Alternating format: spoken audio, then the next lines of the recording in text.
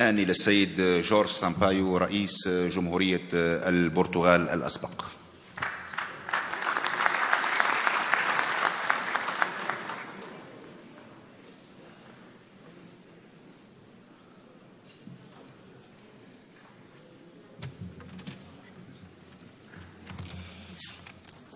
Monsieur le Président de la République, Monsieur le Président de l'Assemblée constituante,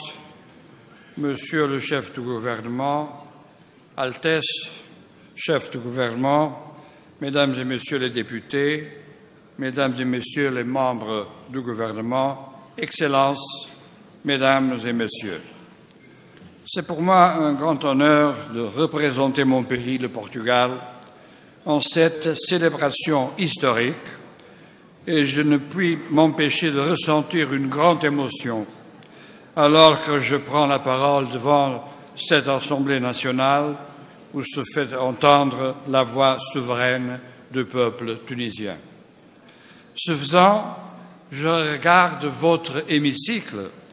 et par un automatisme presque imperceptible, je déploie la toile d'événements et d'impondérables, j'aligne les étapes, les progrès et les reculs que connut l'histoire de la démocratie au Portugal, dont nous fêtons cette année le 40e anniversaire. Il ne pourrait y avoir meilleure façon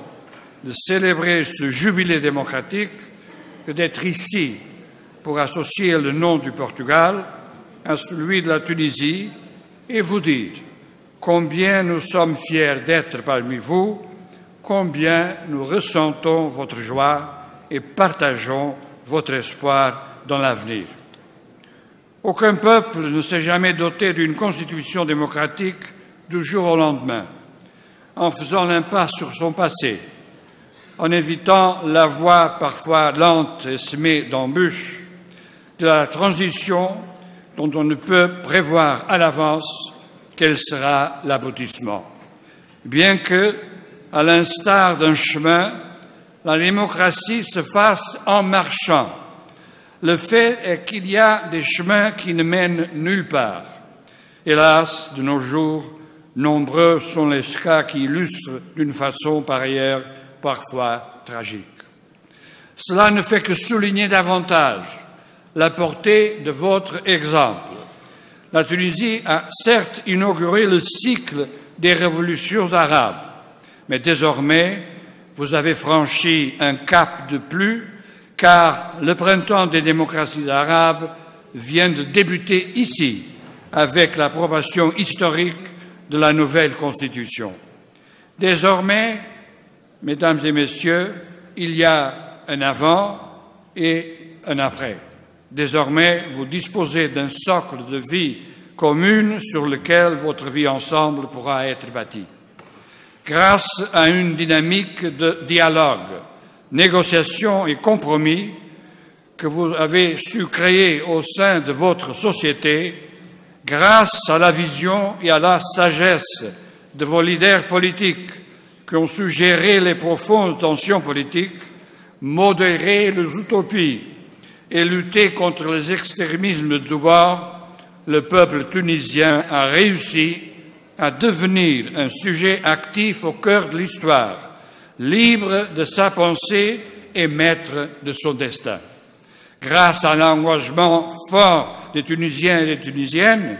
vous êtes en train de montrer la voie de la réconciliation des musulmans avec la confiance, l'autonomie, le pluralisme et le succès. Ce cap majeur de la Constitution franchi, il vous faudra maintenant passer à des politiques et des réalisations pratiques et efficaces, réaliser de profondes transformations économiques et sociales, briguer le progrès et la modernité, car il n'y a pas de démocratie sécurisée sans progrès économique, sans création d'emplois, sans justice sociale. Comme au Portugal de l'après-révolution des œillets, le chemin dans la démocratie sera complexe et ardu,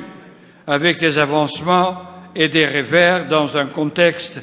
international en mutation, marqué par des guerres d'influence et des intérêts contradictoires. Je suis venu ici aujourd'hui pour dire aux Tunisiens et aux Tunisiennes que le Portugal reste prêt à vous accompagner sur votre chemin de liberté, que nous sommes engagés dans la défense d'un cadre de relations plus ambitieux avec les pays du bassin méditerranéen, que ce soit au sein de la famille des Nations Unies, l'OSCE, l'Union européenne, le Conseil de l'Europe, notamment par le biais des plateformes de dialogue et coopération, peut-être plus modestes, mais à même de délivrer des résultats tangibles, comme l'enceinte des 5+5 ou le centre nord-sud du Conseil de l'Europe, basé à Lisbonne, qui peut devenir un puissant relais pour le rapprochement de nos citoyens autour des valeurs partagées de la liberté, du pluralisme et de la démocratie. En somme, le Portugal tient à insister sur l'urgence de stratégies porteuses de développement et de sécurité commune, ainsi que d'un dialogue respectant les différentes traditions culturelles et religieuses. Osons être ambitieux dans le développement de nos relations. Ainsi l'exige l'histoire commune de notre Méditerranée partagée et cette notion d'Europe solidaire à laquelle mon pays tient et que, j'en suis convaincu, nous parviendrons, sur une base de coopération et de confiance, à poursuivre, à exalter et à développer chaque fois davantage.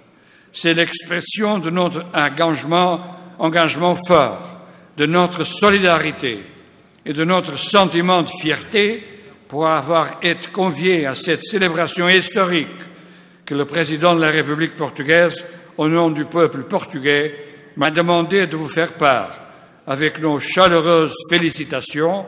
à nos amis tunisiens et tunisiennes, ainsi qu'à tous les représentants du pouvoir invincible qui portent en lui toute la force de la nation. Mes vœux, je vous remercie.